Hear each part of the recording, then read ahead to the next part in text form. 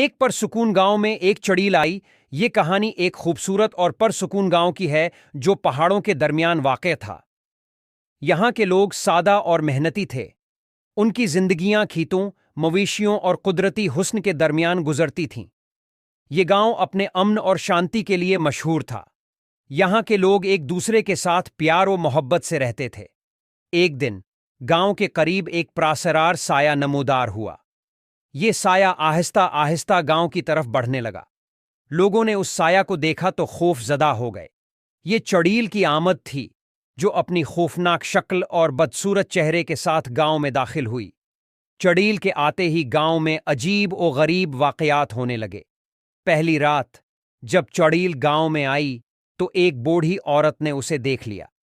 اس نے اپنی آنکھوں سے چڑیل کو گاؤں کے راستے پر چلتے ہوئے دیکھا۔ اس کی آنکھیں سرخ انگاروں کی طرح جل رہی تھیں اور اس کے بال ہواؤں میں اڑ رہے تھے۔ بوڑھی عورت نے فوراً اپنے گھر کا دروازہ بند کر لیا اور اپنے پوتوں کو خبردار کیا۔ چڑیل کی موجودگی سے گاؤں میں خوف کی لہریں دوڑ گئیں۔ لوگوں نے اپنے گھروں کے دروازے اور کھڑکیاں مضبوطی سے بند کر دیں۔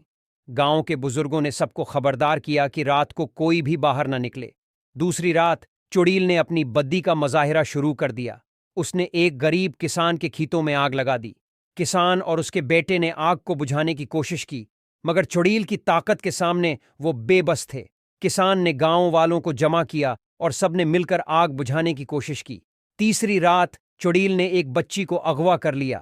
بچی کے والدین رو رو کر بدحال ہو گئے۔ گاؤں کے لوگ بچی کو ڈھونڈنے نکلے مگر انہیں کوئی کامیابی نہ ملی۔ چڑیل کی دہشت نے سب کے دلوں میں خوف بٹھا دیا تھا۔ گاؤں کے بزرگوں نے فیصلہ کیا کہ وہ ایک معتبر عالم سے مدد لیں گے۔ عالم صاحب کو جب چڑیل کی داستان سنائی گئی تو انہوں نے کہا کہ یہ کوئی عام چڑیل نہیں بلکہ یہ ایک بدروح ہے جو بدلہ لینے آئی ہے۔ عالم صاحب نے بتایا کہ اس چڑیل کو شکست دینے کے لیے سب کو مل کر دعائیں اور اذکار کرنے ہوں گے۔ گاؤں کے لوگوں نے مل کر دعا کرنے کا فیصلہ کیا۔ سب نے مل کر مسجد میں جمع ہو کر قرآن کی تلاوت کی اور اللہ سے مدد طلب کی۔ چڑیل نے جب لوگوں کو دعا کرتے دیکھا تو وہ مزید غصے میں آ گئی۔ اس نے گاؤں کے بچوں کو ڈرانا شروع کر دیا اور لوگوں کے خوابوں میں آنے لگی، مگر گاؤں کے لوگوں کا ایمان مضبوط تھا۔ ایک رات جب چڑیل نے گاؤں پر حملہ کرنے کا منصوبہ بنایا تو گاؤں کے بزرگوں نے ایک حکمت عملی تیار کی۔ انہوں نے چڑیل کو قابو کرنے کے لیے قرآن کی آیات کی تلاوت کرتے ہوئے اس کا سامنا کرنے کا فیصلہ کیا۔ چڑیل جب گاؤں میں آئی تو بزرگوں نے اسے قرآن کی آیات سے روکنے کی کوشش کی۔ چڑیل کی چیخ و پکار گاؤں میں گونجنے لگی، مگر قرآن کی آیات کے سامنے وہ بے بس ہو گئی۔ آخر کار چڑیل نے ہار مان لی اور وہ گاؤں سے چلی گئی۔ چڑیل کے جانے کے بعد گاؤں میں دوبارہ امن و سکون بحال ہو گیا۔ لوگ دوبارہ اپنے کاموں میں مشغول ہو گئے اور بچوں نے کھیل کود شروع کر دی۔ گاؤں کے لوگ عالم صاحب کے شکر گزار تھے جن کی رہنمائی نے انہیں اس بلا سے نجات دلائی۔ یہ کہانی ہمیں یہ سکھاتی ہے کہ ایمان اور اتحاد میں بڑی طاقت ہوتی ہے۔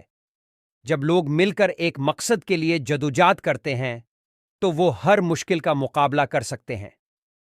اس گاؤں کے لوگوں نے اپنی دعاؤں اور اتحاد سے چڑیل کی دہشت کا خاتمہ کر کے ثابت کر دیا کہ اللہ کی مدد سے کوئی بھی مشکل حل کی جا سکتی ہے۔